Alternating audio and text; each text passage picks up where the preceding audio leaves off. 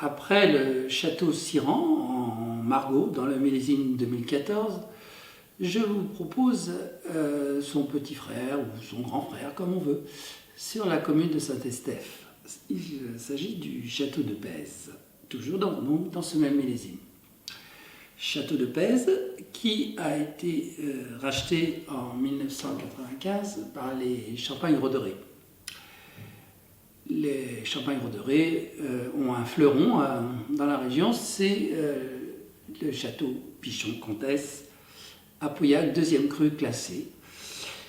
Le château de Pèze a été à une époque la fine fleur de Saint-Estèphe en matière de cru bourgeois. À cette époque-là, il y a 30 ou 40 ans, Félan-Ségur était encore en retrait.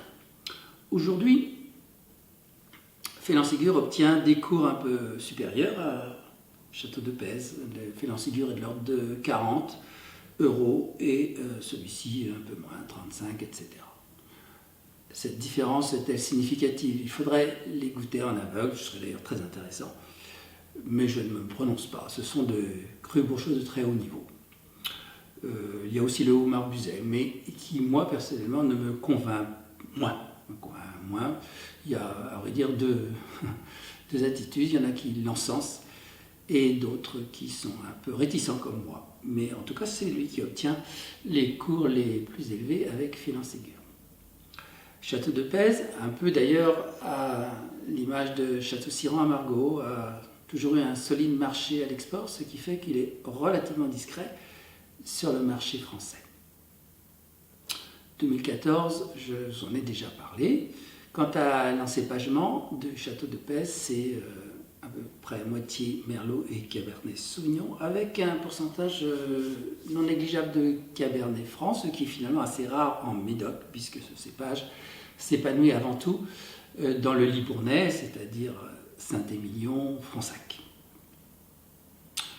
La surface du vignoble est environ d'une 40aine d'hectares, à côté du hameau de Pèze, qui a très peu de distance de Saint-Estèphe, Saint-Estèphe étant le long de la Gironde. Il est à côté des ormes de Pèze et de Félan-Ségur, donc des terroirs de très haut niveau. Nous allons goûter ça.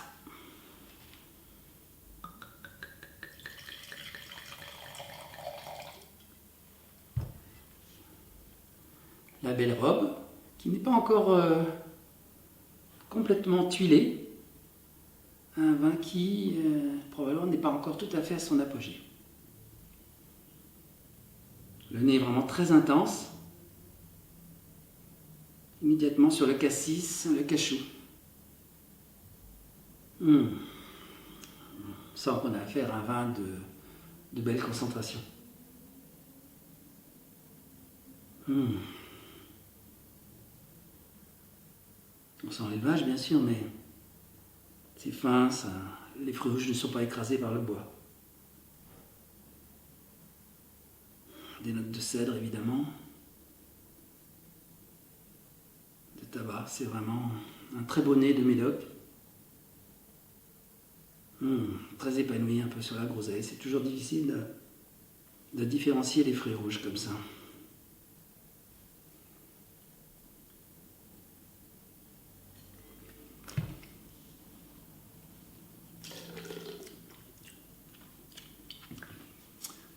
Très belle concentration. Tanin encore très ferme, c'est un peu ce que je subodorais en regardant la couleur. Apogée dans un an à peu près, je pense. C'est vraiment un vin de ces médocs à la fois modernes, mais qui ne sacrifient à rien à leur capacité de vieillissement. Je trouve que le rapport qualité-prix est bon. Il est vraiment à sa place. Voilà, c'est vraiment une étiquette qui est très sûre. Voilà, à bientôt.